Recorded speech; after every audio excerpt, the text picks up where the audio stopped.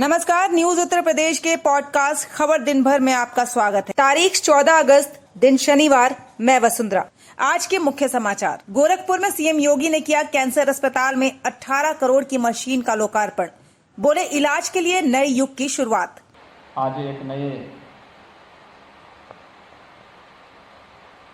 युग की शुरुआत सरदेव भाई जी के नाम पर स्थापित एक कैंसर हॉस्पिटल दे रहा है। आईपीएस अमिताभ ठाकुर ने किया ऐलान, सीएम योगी के खिलाफ लड़ेंगे चुनाव। मैंने यह निर्णय लिया है कि आगामी विधानसभा चुनाव में योगी आदित्यनाथ जहां से भी चुनाव लड़ेंगे वहां से मैं भी निश्चित रूप से चुनाव लड़ूंगा। सपा नेता अनुराग भदौरिया का योगी सरकार पर हमला। बोले 2022 में बीजेपी सत्ता से पलायन करेगी। 2022 में भारतीय जनता पार्टी को सत्ता से पलायन का यात्रा शुरू करवा दी है। केंद्रीय मंत्री मुख्तार अब्बास नकवी ने कसा राहुल गांधी पर तंज। कहा राहुल को भूलने की बीमारी। प्रॉब्लम क्या है कि सुबह क्या सुनते हैं, शाम को वो भूल जाते हैं। उनको भूलने की बीमारी है थोड़ी। उत्तर प्रदेश के झांसी में महिला के साथ दारोगा की बदसलूकी का वीडियो वायरल। एसएसपी ने किया सस्पेंड। दादागिरी गुंडागर्दी कर रहे हैं ये देखिए हमारा थप्पड़ बेफालतू में सर। देखिए, ये थे मुख्य समाचार। अब खबरें विस्तार से।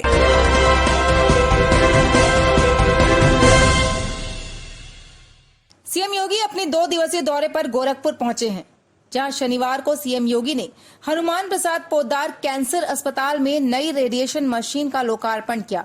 इस अवसर पर आयोजित समारोह में उन्होंने कहा कि कमजोर तबके के कैंसर मरीजों के इलाज में आशा की नई किरण का संचार हुआ है। उन्होंने कहा अब इलाज के लिए लोगों को लखनऊ या फिर दिल्ली नहीं जाना पड़ेगा, बल्कि सभी आधुनिक सुविधाओं के साथ उनका इलाज यहीं पर किया जा सकेगा। आज एक नए युग की शुरुआत सरदेव भाई जी के नाम पर स्थापित एक कैंसर हॉस्पिटल दे रहा है। जब यहाँ पर वेरिएंट ट्रूबिन लीनियर एक्सीलेटर मशीन का लोकार्पण अभी संपन्न हुआ है। हम सब जानते हैं कि सरदेव भाई जी के नाम पर इस हॉस्पिटल का निर्माण आज से लगभग 45-46 वर्ष पहले हुआ है।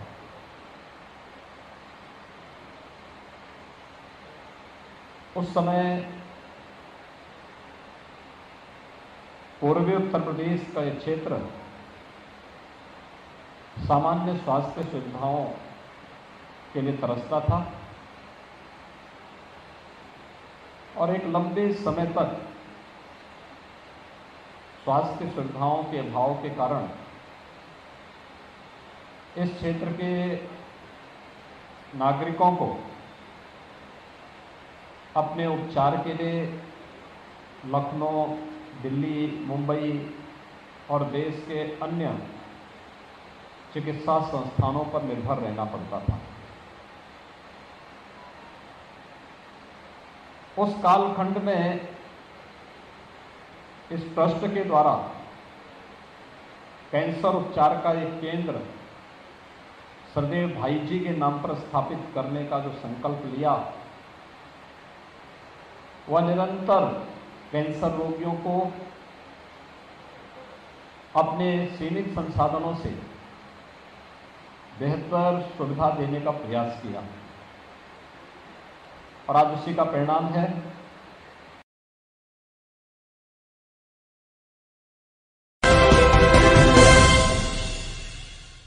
उत्तर प्रदेश में साल 2022 में होने वाले विधानसभा चुनाव की तैयारियों को लेकर जहां राज्य के सभी छोटे बड़े दल नए चेहरों के साथ चुनावी रणभूमि में उतरने का विचार बना रहे हैं, तो वहीं शनिवार को अक्सर सुर्खियों में रहने वाले पूर्व आईपीएस अधिकारी अमिताभ ठाकुर ने भी राजनीति में कदम रखने का ऐलान कर दिया है।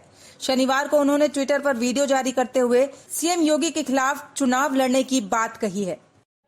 मुख्यमंत्री के रूप में योगी आदित्यनाथ द्वारा तमाम अलोकतांत्रिक, विभेदकारी, दमनकारी और उत्पीड़नात्मक कार्य और आचरण किए गए और नीतियां बनाई गई। इन सबों के विरोध में मैंने यह निर्णय लिया है कि आगामी विधानसभा चुनाव में योगी आदित्यनाथ जहां से भी चुनाव लड़ेंगे वहां से मैं भी निश्चित रूप से चुनाव लड़ूंगा।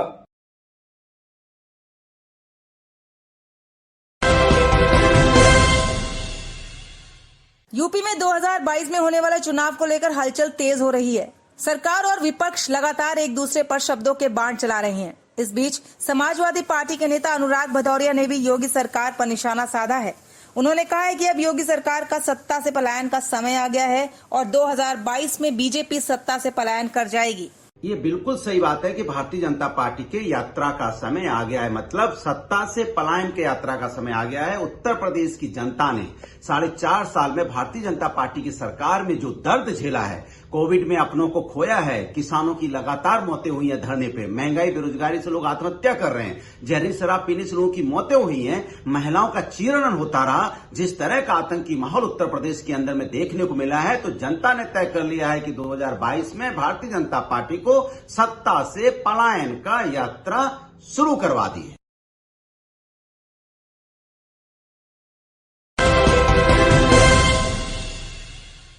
केंद्रीय मंत्री मुख्तार अब्बास नकवी ने प्रयागराज में मीडिया को संबोधित करते हुए राहुल गांधी पर तंज कसा है। नकवी ने कहा कि राहुल को भूलने की बीमारी है, वो बहुत जल्द सब भूल जाते हैं।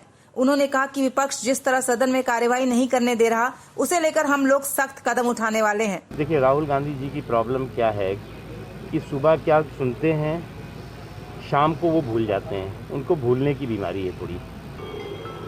मैं एक बात बताऊं आपको, बिना ज़मीन की ज़मींदारी और बिना सियासी सोच की चौधराहट, मोदी जी को बदनाम करने की जो सनक है, वो लोकतंत्र को बदनाम करने की साजिश तक पहुंची है। और मोदी जी से लड़ते लड़ते मार्शल से भिड़ गए।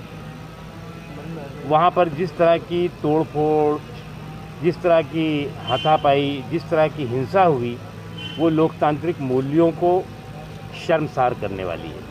और सबसे महत्वपूर्ण बात ये है, दुख की बात है कि ये सारी घटनाओं को करने के बाद जो गुनाहगार हैं, जिनके पास गुनाहों की गठरी और पाप की पोटली है, वो सारे के सारे लोग सड़कों पर जो है वो क्रांतिकारी की तरह अपने आप को प्रदर्शित कर रहे थे कि उन्होंने बहुत बड़ा काम किया है, बहुत बड़ा देश के हित में कोई काम किया है। और इसलिए हम लोगों ने कहा है कि जिन लोगों ने भी इस तरह की हरकत की है, उनके खिलाफ कड़े से कड़े प्रावधानों के तहत कार्रवाई हो। अगर प्रावधान नहीं है तो प्रावधान बनाने की ज़रूरत हो तो बनाया जाए।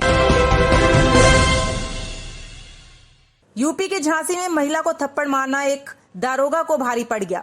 प्रेमनगर थाने में महिला परिजनों के संग पहुंची थी, जहां दारोगा ने न केवल महिला के साथ अभद्रता की, बल्कि उसकी गर्दन पकड़कर धक्का दे दिया। दारोगा वीडियो बना रहे महिला के बेटे को भी मारने के लिए दौड़ा था। घटना का वीडियो सोशल मीडिया पर वायरल होने के बाद एसएसपी शिवहरी मीना ने दारोगा संदीप यादव को सस्पेंड करके पूरी घटना की जांच करने के आदेश दे दिए हैं। दादागिरी गुंडागर्दी कर रहे हैं ये देखिए हमारा थप्पड़ बेफालतू में सर। देखिए, थाना प्रेमनगर में युवती के साथ एक सब इंस्पेक्टर के द्वारा दुर्व्यवहार किया गया है। इसका तत्काल संज्ञान लेते हुए उन्हें निलंबित किया गया है। विभागीय जांच लेडी ऑफिसर को सौंपी गई है। साथ ही साथ युवती की तहरीर के आधार पर एफआईआर पंजीकृत की जा रही है। उसकी विवेचना भी लेडी ऑफिसर के द्वारा ही संपन्न की जा रही है। हर रोज की तरह एक बार फिर आपके लिए लेकर आए पहचानो कौन का सेगमेंट। इसमें हम आपको सुनाते हैं एक आवाज। वो आवाज एक राजनेता की या एक अभिनेता की होती है। आपको ये आवाज पहचाननी होती है और कमेंट बॉक्स पर लिखकर बताना होता है कि ये आवाज किसकी है। तो सुनिए आज की आवाज और अपना सही जवाब लिख भेजिए कमेंट बॉक्स में। इस बुलेटिन में इतना ही। कल फिर मिलेंगे कुछ नई खबरों के साथ। नमस्कार। और मुझे जिम्मेदारी जात धर्म से ऊपर उठकर काम करना, ये मेरा फर्ज है, जिम्मेदारी है। और इसीलिए आप देखिए, जहाँ 70% मुस्लिम आबादी थी किशनगंज, वहाँ भी मैं चुनाव जीता था।